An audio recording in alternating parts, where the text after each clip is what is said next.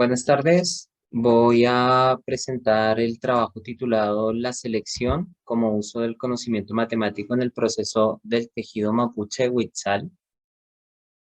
Este es un reporte en tipo avance de investigación. Mi nombre es Juan Pablo Vargas Herrera, soy estudiante de la Universidad de Barcelona y junto con la doctora Daniela Soto, la magistra Andrea Pinto y la estudiante de Pedagogía en Matemáticas Romina Vera, de la Universidad de Santiago de Chile, postulamos a este proyecto y lo adjudicamos en la convocatoria del Fondo BIME de la Universidad de Santiago de Chile de vinculación con el medio. Inicialmente, para contarles un poco sobre qué trata el trabajo, me gustaría hacer un breve recuento del contexto geográfico en el cual nos encontramos. Este trabajo lo realizamos en la región de los ríos, de los lagos, al sur de Chile. Las propuestas que tiene, digamos, el país y las políticas públicas han diseñado en general toda una estrategia para la educación escolar, la educación media, la educación primaria. Y todas estas propuestas buscan, obviamente, tener una estructura que forme a los estudiantes y los prepare para su futuro académico, para su desarrollo personal y para su desarrollo, digamos, a lo largo del tiempo en un trabajo, en una actividad, etcétera. Dentro de esta lógica se ha logrado una estandarización de los contenidos, de las pruebas, de los elementos con los cuales, por ejemplo, un estudiante accede a la educación superior mediante una prueba estandarizada que va desde Arica hasta Punta Arenas, los mismos contenidos, los mismos materiales, etcétera. Y eso, obviamente, para nosotros pone en evidencia uno de los grandes problemas que se tienen actualmente o que se ha tenido durante mucho tiempo y es el poco reconocimiento que se le da a las culturas y a las poblaciones, digamos, o a los pueblos originarios. En este sentido, cuando generamos un discurso igual para todo el país, nos preguntamos dónde queda la identidad de estos pueblos originarios, dónde queda su saber ancestral, sus conocimientos, etcétera. Y ante este desafío, obviamente, el Ministerio de Educación Nacional ha propuesto una educación intercultural bilingüe, una educación que busca mezclar a los niños de los pueblos originarios con los niños de los colegios tradicionales, digamos, y generar una propuesta de enseñanza que incluya los saberes, los conocimientos, los elementos, digamos, de la cultura como tal. Precolombina, de la cultura histórica que hay acá. El objetivo de esta educación como tal es que los niños, las niñas y los jóvenes que pertenecen a diferentes pueblos indígenas tengan ese derecho a aprender en un contexto de mayor igualdad, que le brinde las oportunidades a todas estas personas y las condiciones también para que se puedan adaptar aquellos elementos de la educación a sus particularidades culturales, a su idioma, a su forma de ver el mundo. Sin embargo, y a pesar de que hay una política pública establecida, de que hay una estructura como tal para la educación de las personas que pertenecen a los pueblos indígenas, la comunidad mapuche y demás que en muchas otras investigaciones se podrá reconocer que los pueblos originarios en general viven la problemática del escaso reconocimiento y valoración de sus saberes y de sus prácticas ancestrales en la educación formal. Esta es una investigación que ya hizo Quintriqueo y Torres en el 2003, donde se muestra evidentemente estas necesidades de seguir valorizando y seguir reconociendo los saberes. Y ante esta problemática, nosotros partimos de la idea que efectivamente reconocer el uso del conocimiento matemático en los saberes y en las prácticas ancestrales de la cultura mapuche hace que efectivamente se le dé un cambio a esta problemática. Permite avanzar en este diálogo y en este rediseño de lo que actualmente se tiene establecido como la educación bilingüe, como lo que se tiene establecido en la educación tradicional, etcétera. Dada esa problemática, lo que nosotros empezamos a idear y lo que hemos venido desarrollando es algo que hemos definido o denominado como el modelo didáctico de socialización del uso del conocimiento matemático en la cosmovisión mapuche. Este modelo lo voy a explicar un poco más en detalle adelante, pero la idea es que tiene una etapa de diseño, de identificación de elementos, de evaluación del impacto de lo que se hace,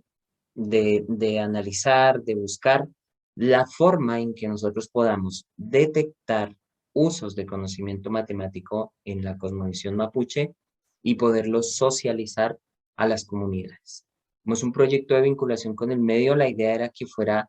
recíproco, que la relación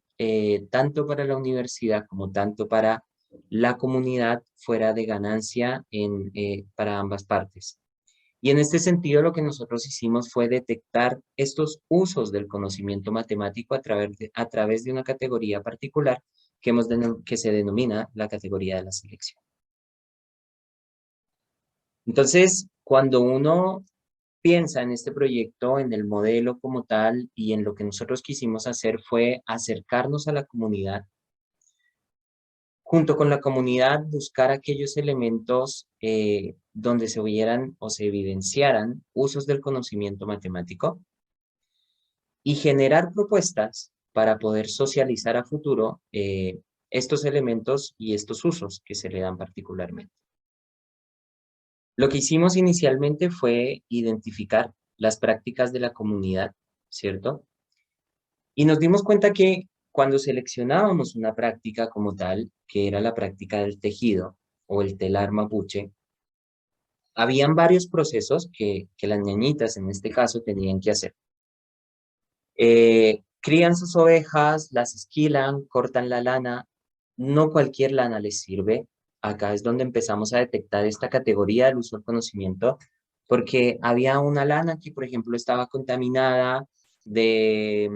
la suciedad del pasto, de la tierra. Había un sector del cuerpo que la lana está contaminada por los productos o los desechos que hace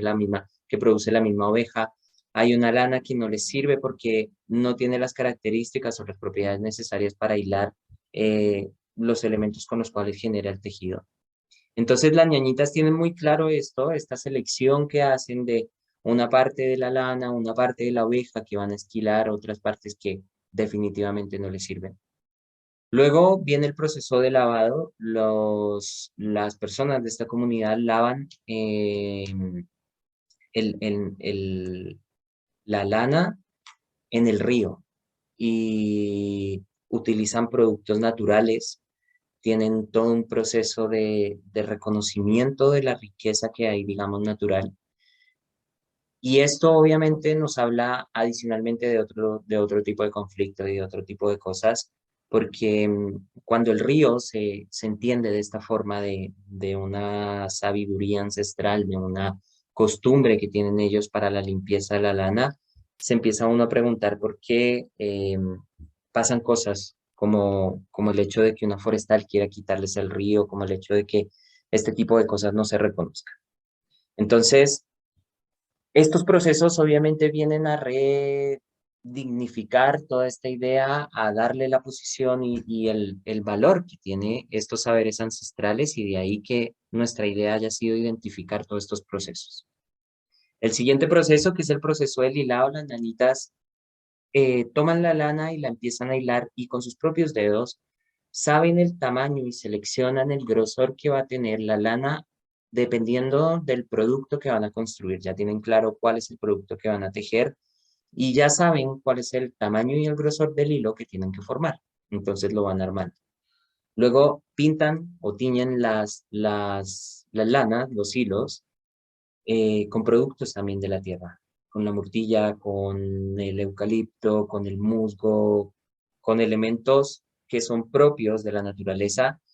y que ellas seleccionan dependiendo de aquellas intencionalidades que tienen en su tejido. Y el tejido finalmente, cuando lo tejen en el telar, eh, tiene esta característica y este elemento tan importante de que ella sabe y selecciona dónde va cada hilo, cómo cada hilo lo va disponiendo para formar la figura que ya seleccionó, para dar el mensaje que quiere dar, para transmitir la información que quiere transmitir.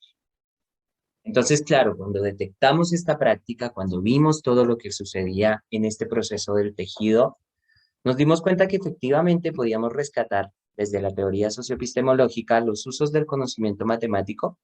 y particularmente las situaciones que se ubican en este tipo de categorías. Recordemos que hay categorías de variación, de transformación, de aproximación, de selección, pero particularmente para nosotros se hizo fundamental la categoría de selección, porque se buscaba siempre un proceso de adaptación, un proceso de buscar ese elemento que tuviera el mejor ajuste, seleccionar la lana que correspondía al tejido, digamos, adecuado, de seleccionar el sector de la oveja donde tiene que sacar la mejor esquila, de seleccionar los productos con los que va a teñir la lana para transmitir una información u otra. Y eso nos hizo ubicarnos en esta categoría y darnos cuenta que efectivamente la selección como uso del conocimiento matemático está presente dentro de todo el proceso de la práctica social, de la práctica que tienen ellos como el tejido mapuche o el telar mapuche. Cuando uno intenta profundizar un poco en esta idea de la selección, se da cuenta que hay procesos dentro de las matemáticas, como por ejemplo la optimización o la recta de mejor ajuste, cuando uno toma una cantidad N de datos en una nube de puntos como la que está ahí en la presentación, y uno busca la recta de mejor ajuste, la recta que optimiza estos valores, y esa recta de mejor ajuste, al final lo que uno hace es seleccionarla de entre muchas rectas que pueden existir y que están obviamente en relación con los puntos, pero la recta que uno selecciona es una recta que está a la menor distancia de todos los puntos, o de la mayor cantidad de todos los puntos, ¿cierto? Ese proceso de seleccionar con una intención de seleccionar, en este caso matemáticamente, una recta que esté a la menor distancia, es un proceso que se puede llevar a la cotidianidad. El trabajo del Valle eh, que, que se hace en torno, por ejemplo, a esta categoría del conocimiento matemático, nos habla de eso, de cómo el proceso de esquilar, de seleccionar la lana, de hilarla correctamente, de seleccionar los colores, hace referencia a un tipo de uso del conocimiento. Y eso fue lo que nosotros empezamos a reconocer y es lo que queremos socializar ahora justamente con la misma. Entonces, como les planteaba al principio del video, diseñamos un modelo de socialización, un modelo didáctico de socialización. En una primera etapa o en una primera fase hicimos unas entrevistas a algunas personas de la comunidad, a las tejedoras particularmente, para identificar cuáles eran las prácticas puntuales que podíamos ver que reflejaban un uso del conocimiento matemático. En estas entrevistas nos dimos cuenta que estaban estas prácticas, todos estos elementos que ya les había contado anteriormente y que nos van a permitir obviamente generar unos diálogos, unas estructuras que armamos para discutir las cápsulas, para armar las cápsulas que fueron o que van a ser nuestra herramienta de socialización. Finalmente, diseñamos las cápsulas y empezamos un proceso de difusión y de socialización de todos estos elementos. Como reflexiones y para terminar, unas consideraciones finales, nos hemos dado cuenta que la identificación de las prácticas que se trabajan y que están presentes en la comunidad permiten efectivamente hablar de estos usos del conocimiento matemático. Permiten dialogar con la comunidad, poner la matemática como un puente entre lo que se hace de forma ancestral y lo que uno esperaría que se pudiera construir, digamos, en torno al conocimiento matemático. Y le da además esta identificación de las prácticas, le da un reconocimiento a los saberes ancestrales que tienen todas las comunidades. Dentro de los grandes elementos que les podemos contar que ya hemos logrado, ha sido el diseño de un personaje que va a ser el personaje principal de las cápsulas que van a servir para la socialización de lo que hemos aprendido, que es Ufisa, esa ovejita que aparece ahí. Se ha dialogado y se ha contado con la comunidad, con la participación de distintos agentes de la comunidad que nos han permitido ingresar allá, de la comunidad Leufupilmaiquén de Maihue de Río Bueno.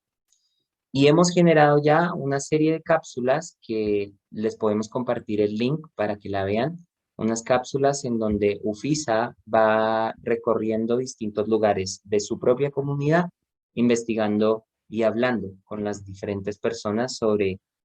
cómo hace y cómo identifica elementos del conocimiento matemático en todo el proceso del tejido. Ufisa habla con su mamá, habla con una ñañita, y en todo esto vamos recreando lo que aprendimos dentro de la comunidad, con las entrevistas de las ñañitas, con todo el proceso que se ha realizado. Son varios capítulos, les podemos compartir los links de todos los capítulos para que los puedan ir viendo. Y eso, les damos muchas gracias por participar y ojalá puedan hacernos varias preguntas para seguir terminando esta investigación. Acá hay una breve referencia bibliográfica para que la puedan consultar también y profundizar. Y muchas gracias a todos.